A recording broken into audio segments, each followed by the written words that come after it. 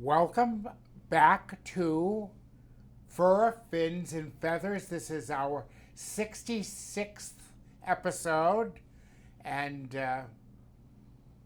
ironically, it's my 66th birthday today, so it's a big day for everybody. Welcome back, Happy Chris. birthday to you. Thank you very much, and welcome back. Thank you. And you are going to talk about some fascinating creatures in your work at Yeah.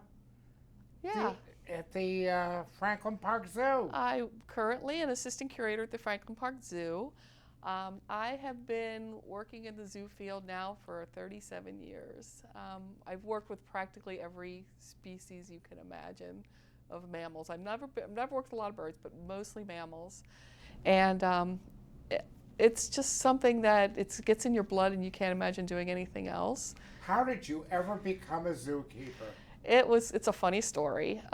Usually it's funny how you stumble into things that you love. My degree is in psychobiology. I got it from what was once Western Maryland College in Westminster, Maryland, which is now called McDaniel College, same school.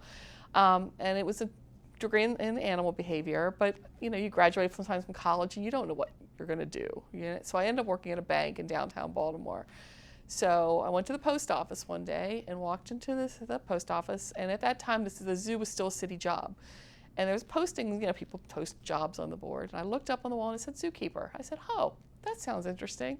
I went and applied for it. And at the time they were coming off a hiring freeze, so they'd pretty much hire anybody who walked in the door who had a degree. So I walked in the door, got there, been working in the field now for 37 years. Couldn't imagine doing anything else. It's one of those jobs that your day is never the same. It's never the same twice. And you really can't have a bad day. It's like, if I can get, overwhelmed, I can go talk to one of the giraffe and they come over and I can pet them on the nose, and it's like your whole day just brightens up. What are some of the animals you work with? Well, right now up in Franklin Park, I work in an area called Hooves and Horns. And it's the area with, I've always been a hoofstock person. A lot of people like primates, a lot of people like carnivores. I like the hoofstock, I like the big antelope. So I have giraffes, zebras, wildebeest, red river hogs, warthogs, camels. I do have some birds, I have ostrich, cranes. It's just a nice mix of different species. And it's interesting because we do a lot of training with these animals. People don't realize that keepers now have a big background in training. They do a lot of training because we train husbandry behaviors.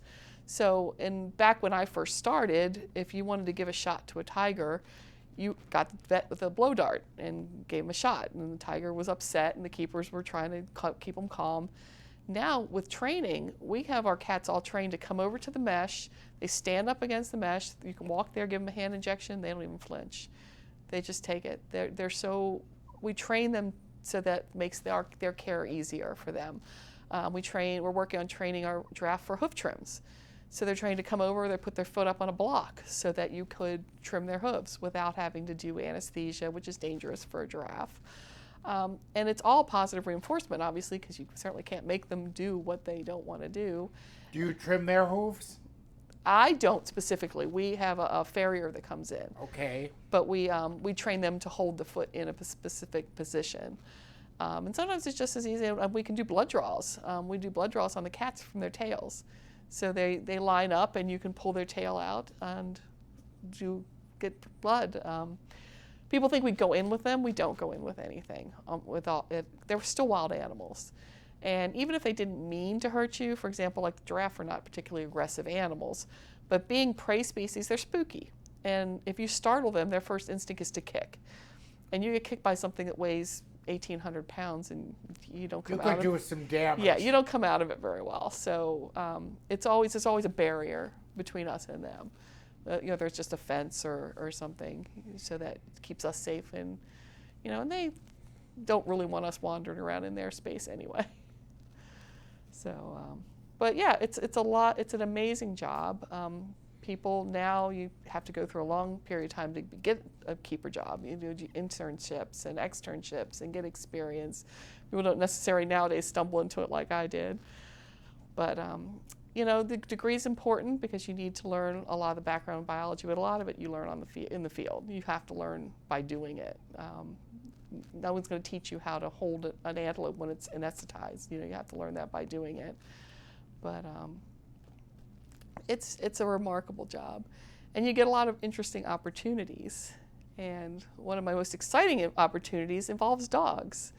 And one of the things I do a lot of talks like for school groups and kids and stuff, and I always try to tell them, it's like, follow your passions, because you never know where your passions are going to lead you or where it's going to connect. I've always been a dog person my whole life. And I worked at the Philadelphia Zoo for a while, and Dr. Laurie Marker, who is the founder and director of the Cheetah Conservation Fund in Namibia, was doing a talk. So she came to the zoo and she did her talk, and I've always admired her work, and I've always been a cheetah fan for many years. And so I went up afterwards, and I asked her about they train Anatolian shepherds as guard dogs for the flocks in the farmers in Namibia, and that is actually done more towards shaving cheetahs than anything else, because it protects the flocks from the cheetahs, because the cheetahs aren't going to attack with a big dog there, and the farmers have no reason to hunt cheetahs. So I went up afterwards and I asked her about the dogs, and she just looks at me. She goes, "No one ever asked me about the dogs." And I said, "Well, I'm a dog person. I will ask you about dogs." And she goes, "Have you ever trained dogs to do scent work?" And I said, "Well, yeah, actually I do. I train tracking dogs." And she goes, "Can you train me a scat detection dog?" And I said, "Huh? I've never heard of that before." So she started explaining to me that, come to find out that in a lot of the researchers now are training dogs to go out in the field and locate the items that you're looking for by scent. And as we all know, a dog's nose is phenomenal. It can find a minuscule amount of scent. And what was happening is people would go out and collect scat samples, because scat tells you a lot about what an animal eats, where it's located. But from our eyes, it all looks the same. Leopard and cheetah and lion, it all looks the same. They'd have to go back and do all these expensive tests to determine which one it was. Well, a dog can just, with one snip, tell you it's cheetah and ignore the ones that aren't cheetah. And so I'm like, maybe. I said, yeah, I've never done anything like this before. So I started reading up on it. And the more I read up on it, the more I thought, well, yeah, okay, I'll give it a try. So I got funding from the Philadelphia Zoo, which is where I worked, to carry the project forward. So the most exciting part was I had to find a dog. So how do you find a dog that you're going to work with? I had goals of like, what would be the best dog to look for? I didn't want one that was too big. Wanted one that didn't have a lot of coat, easy care, one that would be able to work for anybody, because I knew at some point somebody else is going to be handling the dog. I'm not moving to Africa. And so I contacted a lot of rescue groups, and it turns out that I ended up with a dog from Mid-Atlantic Border Collie Rescue in Chestertown, Maryland. They are a wonderful group, and they were more than happy to work with me to find the right dog. So I ended up with a little Border Collie named Finn, and got him as a puppy, which sometimes is good, sometimes is bad. People that are really teaching like search and rescue dogs tend to get them sometimes a little older, because you have more idea of their drive. But I took the risk, and so he and I learned together. We learned the whole thing about teaching scat detection. Just the two of us learned it. They sent us out to Washington State. He and I flew out to Washington State to work with University of Washington. They have a Center for Conservation Biology and Conservation Dogs out there, and worked with them for a while and some training. Most of the training was done at my house by myself. And I had cheetah scat from the zoo that I brought home and kept in my freezer. A little container that says "Do not open," because people would go in your freezer, and I'm like, don't go in there. Just leave that little container alone. And he and I did it, and it took us probably longer than it would take most, because it's like we were just learning it together. And so he was about 2 years old when we went to Namibia, which was Did an you adventure. go? I took him there. So that's the next big adventure that we have. But do you want to see a picture of him? Yes, please. He's actually been published in a couple of books on dogs that do conservation work. It's a little book for kids called Eco Dogs. It talks about some of the dogs. And this is Cheetah Dog. I don't know if we can, this is Finn, a little border collie, where he is working in the moon. That ball on the rope is what he worked for. And talk about him. Tell us about Finn. Finn was an amazing dog. I'd never had a border collie before. He was a very good dog. He learned very quickly. He wanted to work. Had a very stable temperament, which was critical. He had to be able to take a lot of stuff that we were throwing at him, like travel and flying and working around in wildlife. Where exactly is Namibia? Namibia is in southwest Africa. It's just above South Africa it's on the Skeleton Coast. So if you look at the map of Africa, it's on the southwest, right above South Africa. Okay. It's very dry, and it's very low population. I think there's like 2 million people in the entire country. Doesn't have a high population because it's so desert and dry. But it has one of the largest populations of cheetahs left in the world is in Namibia. And Cheetah Conservation Fund is stationed there. So they work in Otjiwarongo in sort of central Namibia. So once I decided that, I think we were ready, I think that we're trained as much as we can do here, then I had to I flew with him to Namibia. So flying to Africa is one thing. Flying to Africa with a dog is a whole different ballgame. You're trying to figure out how to safely get him there. What's the best way to fly? You had to make sure you had dealt with all the regulations and all the vaccines and all the testing he needed. We determined that flying him through Frankfurt and then down to Windhoek was the way to go, because Frankfurt has a facility called the Animal Lounge, and it's a big facility. They can handle anything from fish to horses, and it's a good place because they will take care of the dogs, anything that comes in there. So we did fly to Frankfurt, and things you don't realize is you go to Germany and you unload the dog, and they're like, well, you wanted to keep him with you in the airport. And I'm like, I can? And they're like, yeah, he can hang out with you in the airport. He could hang out with me in the airport. But I had a 12-hour layover, so I thought he'd be better off actually in the kennel so he could rest. But I could have kept him with me in the airport. And then they make sure that he's kenneled back up, he's fed, he's watered, he's taken care of, and they get him to the plane to get on the next flight. So if you're ever flying animals out of Europe, Frankfurt's the way to go. So we got from there, and then from there it was a direct flight down to Windhoek, which is the capital city of Namibia. And we got there, and they picked us up, and it was about a 3-hour drive up to Otjiwarongo. So I think when he finally got out of there, he was just very happy to be on the ground. And then so he and I just kind of spent a little bit of time just getting his land legs around, so I get used to where he was. It's a completely different ball game.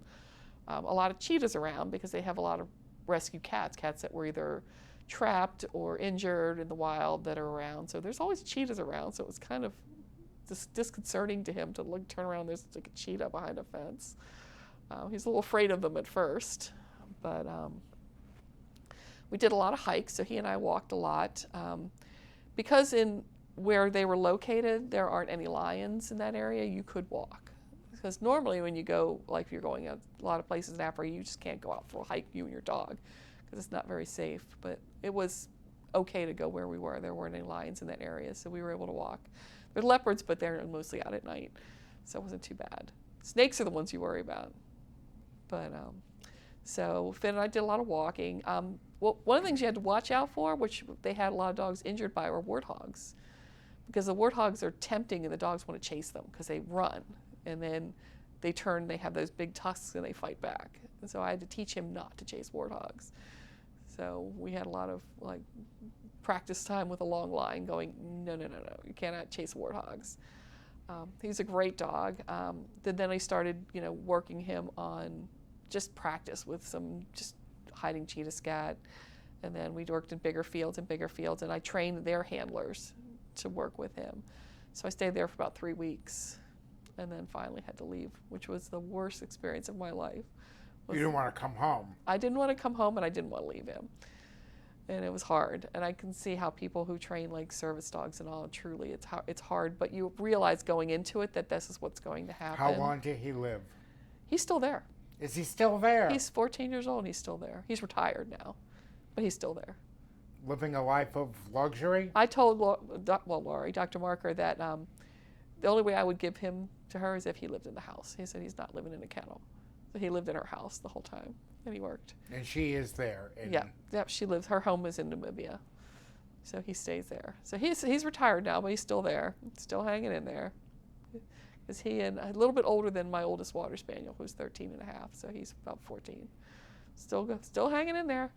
So I actually went to see him about 3 years ago. I went back to Namibia when I was up here at Franklin Park. I went back to Namibia to see him. So I got to see him and just, not even to work, because like at that point he's retiring, but just to work. And it was fun because he was the first cheetah conservation Did he stat remember dog. you? Oh yeah. Yeah, he did. Even after all that many years. But he was a great dog, and he was the very first cheetah scat dog ever in the world. So he was the first one, and he was a special dog, and he'll always be special. But when I left, it was like I did exactly what I tell everybody that they should do, but it's the hardest thing ever. He was laying on the bed when I left, and I just patted him on the head and walked out the door. I said, I'm not gonna hug him and get all upset because it's just going to get him upset and he doesn't know why. It's bad, just like, then of course on the way to the airport I'm crying at the van. But I just patted him on the head and said, see you later, Finn, and was gone. So but he's been their house dog and then as well as their working dog.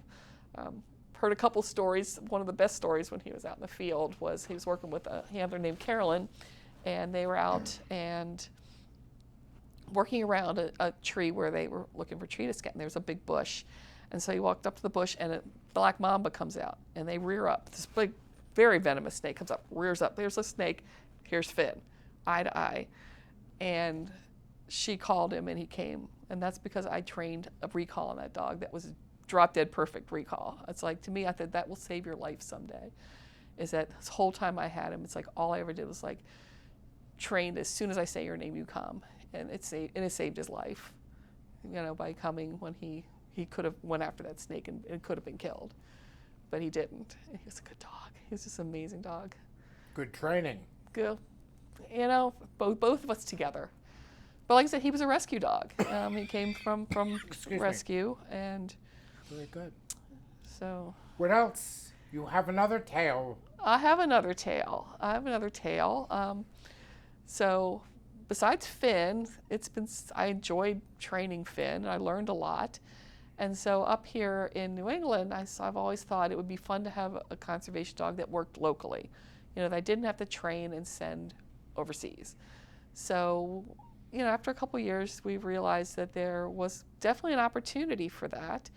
And we have a conservation department that does a lot of field work with native species to New England, a lot of turtles, amphibians, and we just talked about it, and we thought the best one we were going to do is if we could have a dog that helped find box turtles, because box turtles, their habitat's disappearing, and if we can find animals in specific areas, we have a better chance of getting the land protected. But if they think there's no turtles there, they can open it up for development. So that actually finding the turtles is important because we can certify that they're there. So, trying to find a little box turtle in acres is difficult. So unfortunately, there are a lot of box turtles right in Swansea. There are. But they are disappearing. It's another species that is slowly disappearing. And as I said, unfortunately, that habitat is being eroded. It is. Because we are building. That's exactly what's happening. And so I decided that, do the same thing. Let's figure out something and let's do it here. So I went back to the same group, went to Mid-Atlantic Border Collie Rescue, and this puppy I got was Australian Shepherd mix, a little Australian Shepherd mix. They had a mother come in and gave birth to a litter of puppies, and this little girl is perfect because she's got a smooth coat because I didn't want a lot of hair because she's out in the field. Her name's Coda. And she's now 3.5 years old now, and she's our turtle dog. And what's really fun is I got to bring her to work. So she came to work with us and would stay in the office with me and my staff, and we trained her with empty turtle shells. We just used empty shells that we kept in with bedding that from our zoo turtles. And so it kind of absorbed the scent. And then we trained her. I trained my staff to work with her, and she learned. And now she goes out in the field with the researchers. They pick her up, they take her, and they work with her. And for the first time, she actually found a new turtle. They have a lot of turtles that are marked with, they have little radio tags on them. And so what they would do is to check on them, they would use the signal device and locate and narrow down the area where the turtle wasn't send code in, she'd pinpoint. But we were always hoping that she would find some new turtles, ones that were not part of the program. And she did that. She just did that last week. She finally has kind of really understands her job. It's like her job is, if there's a turtle out there, you find it and you signal it. And she did. And so she found her first new box turtle. So we were just thrilled to death that she did it. Where did she find it? They work up in Dunstable, up near the New Hampshire line. Okay. But yeah, we were very proud of her. She did good. And how did you train her? It's the same way, pretty much the same thing as we did Finn. Just we would put a turtle shell out, and the same thing with the scat. You put that out, and what dog isn't going to sniff it? And you just pair it with something good. As soon as they sniff it, you either throw the toy or give them something. And he worked for a toy. He worked for a toy, because you didn't want to be carrying food around when you're walking in Africa. It's like, no, you want a toy. She works for food, and so I just would reward her when she found a turtle. And then you started just hiding them, and as soon as she find one, you'd reward her. How old is she? 3.5. And it's the same way you train any kind of any kind of scent work. You just reward when they find the odor that you're looking for. And there's groups that's what they do. Groups called like conservation canines and stuff that go out, and their dogs are trained for different projects at each time. And the dogs can be working on jaguar 1 week and then get retrained and go out and work on bobcat. And the dogs can be, you just teach them what you want them to find at the moment, and they'll go and find them. When I was out working in Washington State, one of the most interesting ones I thought were the matching dogs. They had matching dogs. So they would have a known sample from a specific animal, and then they'd have a line of other samples, and they wanted to find out if any of those other samples were from that same individual, and the dog would match. It's like, if that one is that, then it let you know if one of the other ones was from that same animal. And they're just picking up from the pheromones, because we were thinking, okay, they're eating different diets in captivity as opposed to the wild. So, with the cheetahs, is it going to make a difference? Made no difference whatsoever. So they're picking up on something else. They're not picking up on what the animal ate. They're picking up on the pheromones. It's pretty amazing. People say you can actually teach them to specify a different signal for male and female. That's how precise their noses are. So it's fun having her there. She gets to come to work, and she gets to hang out with us, and it's just fun to have our dog. Does she live with you? She right now lives with one of the keepers that lives up that way, up near there, because it's easier for her to get out in the field at that point. She stayed with me initially, but then it made more sense for her to move up north. So she's a zoo dog. But it's just so every rewarding. day is a new Every adventure day for you. is always a new adventure. There's always something else. I've worked with so many species. I've worked with little tiny animals. I work with small mammals at Philadelphia, and I was just enamored with some of the small mammals. And that's another species, another group of animals that are ignored. We talk about like some rare dog breeds that no one really pays attention to. People think of the big charismatic animals. It's like, oh yeah, elephants are endangered, and people worried about elephants and cheetahs and stuff like that. But no one thinks about the small Perdido key mice that are endangered in the Southwest that are disappearing. Or I'm actually working in Cuba with a group in Cuba on Cuban solenodons, which are a small insectivore, which is one of the only 2 remaining native endemic mammals in Cuba that have been around since the Cretaceous period. I mean, these animals have been walked with dinosaurs. You get to travel? I will eventually when travel opens up again. It's just that we haven't been able to go to Cuba right now. But I'm hoping to be going to Cuba soon. And it's kind of interesting because it's a kind of a mysterious place for a lot of people. You know, there's not a lot of information. That's one place I would love to travel I want to go to Cuba really bad. And it's closed right now, isn't it? Not really. It can be done. It's just tricky. Tricky. It's just tricky. Right now, but with COVID, it is completely. It's you can't really get in right now. But I'm sponsoring a researcher out there that works with that species. And when are you writing your first book? I don't have time to write a book. I just tell stories about my dogs. But you have such interesting adventures and just my dogs have been in books. There's another one for Finn. This is actually a book about cheetahs. And Finn got in this one too. It's pretty exciting to see a dog that you know and that you worked with and you trained in some of these books. You can see him. He had a radio collar so that they could find him if he went out in the field. But he's an amazing little dog. The cheetahs must be beautiful. They're magnificent. I'll tell you his other job. He had his other job that when he was a little bit, well, he's been there for a little while, so he was a little less terrified of cheetahs. They got a little cub in that was a farmer had trapped, and her mother had been killed, and she was very traumatized. So they brought her to the Cheetah Conservation Fund, CCF, and they just had no luck trying to get her out of her shell and trying to get her to, eat and, sort of just engage with anything. And so they had her in the yard and they had Finn there and they started throwing the ball for Finn. And she was interested and she started chasing Finn. And Finn actually became her buddy and raised her. So he actually raised this cheetah. So I've got pictures of him now with cheetah cubs and stuff. So he actually became like a mama cheetah. So Finn played other roles as well as finding Scat. He helped save this little cheetah cub. It's pretty cool. They say dogs can do anything. But they do a lot of work with the Anatolian Shepherds at CCF. They actually breed them and provide them to the local farmers to help protect their flocks and protect cheetahs. They are telling me that our second chapter, our second episode is coming to an end. All right. It has been fascinating. Oh, I'm glad. I could have you come on for a third show. Maybe someday. We will have you back. It was great to see you again. Thank you. And we've really enjoyed this. This has been I fascinating. could sit and talk about dogs and cheetahs all day long. We could. Thank you very much for coming. Thank you. Good girl. You were so good. Thank you, everyone. And we've enjoyed you on Fur, Fins, and Feathers. Thank you.